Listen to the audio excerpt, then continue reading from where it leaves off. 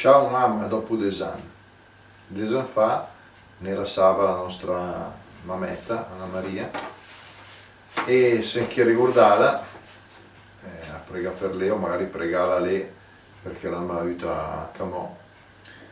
E siccome vi fa un sunet proprio nel di che nella sa, il 25 di febbraio del 2012, e ora adesso vorrei leggere i miei amici che seguiscono, i followers come si dice su internet, quindi così condivido questo ricordo.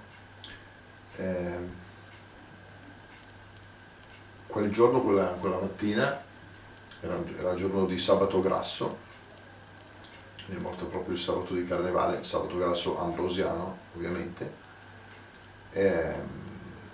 Questa circostanza, diciamo, vabbè, come tante cose possono lasciare un po' o stupiti, con cui ti fanno pensare.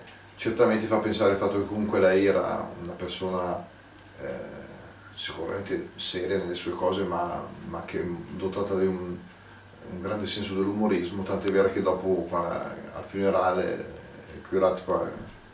ne ricordava la quintazione che i Barzellette che lei la raccontava su. E ora, ricordando che freguia vuol dire briciola, quindi la freguia dell'universo intendi che è la Terra, che siamo in una briciola, siamo in un granello dell'universo.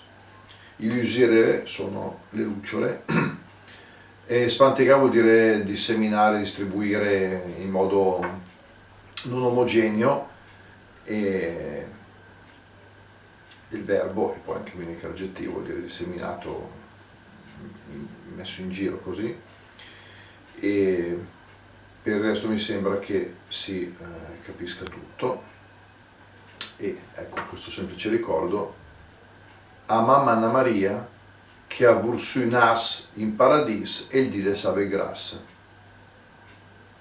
Spantegà in sta freguia d'univers in mesa a istel che pare l'usireux sentu ci stes anche se sem divers perché ghem una mamma e sem fieu.